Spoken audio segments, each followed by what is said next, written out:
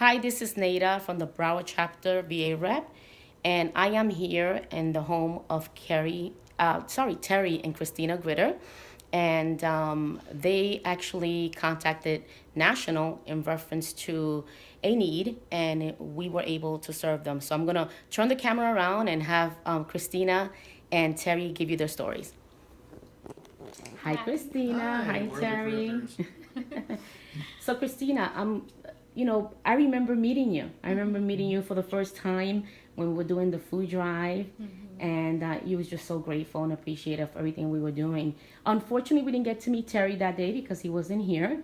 But I had left you my business card, and I had told you that we were the VA rep for our chapter, and we were locally, and I wanted you to reach out to us if you had any needs, in the near future. And which she did. She did contact National and spoke to Jesse Lopez, and Jesse Lopez basically gave me a call. Then he emailed me about some of the concerns that Christina had.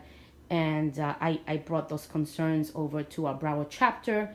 It was a great opportunity because we were meeting today. We had our board meeting today. So I did that, and we were able to help them out. So I'm going to basically have you tell a little bit the story how first of all, I want to talk to Terry about how many years you served. Thank you so much for your service. We Thank appreciate you. you. And you could tell me that, and then we'll go to Christina. Christina can let us know about exactly what was the need and how we were able to help. I served 19 years in the U.S. Army as an airborne ranger with the 75th Regiment out of Fort Lewis. Been all over the world.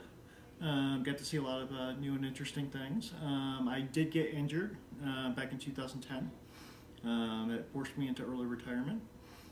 I got out. We moved back over to Texas. We're not natives of Florida. We had to move out here this past year. I share custody of my daughters with my ex-wife. She decided to up and move within 2 weeks' notice. Took her back to court, went through mediation, retained primary custody of my kids, but I had to move on short notice, so we had to leave our jobs, pack up everything, move out here. We sacrificed a lot in order to make that sacrifice for our kids, but they're definitely worth it. I adopted my daughters shortly after I got out of the military, out of Houston as newborns. I have two beautiful twin daughters, Skylar and Maya. They're now 7. My wonderful wife Christy and I have raised them over the last 7 years, and it was really important in order to be out here with them and in order to retain custody of them. Not the most easy move when we moved out here. We had to leave our jobs behind. We had to leave everything that we had behind, unfortunately, and just start back over. It's been a real trying year. We were lucky enough in order to find the Veterans Agency that has helped us, and including you guys. The Veterans Agency actually introduced us to you. We came into some really hard times. We're finally getting back over onto track. The last real big hurdle that we had is the one that this nice agency has actually helped us out with. We're at risk of losing power, which is never a good thing, especially with two rambunctious little kids. And it's cold outside. And it's right very now. cold outside at the moment. I'm honored to have served my country, and I'm really, really grateful that this organization has actually helped us through this difficult time, especially around the holidays. It's always harder around the holidays in order to handle all these issues. I can't speak highly enough. I'm so grateful. Thank you, Terry, for that. And Christina, why don't you tell us a little bit how you were able to get a hold of Jesse, and then what happened after that? Well, we've been working with another agency just trying to help us get situated as much as they could. And we got a call one day saying that there's another organization that wanted to help us with Thanksgiving and bring us a Thanksgiving basket.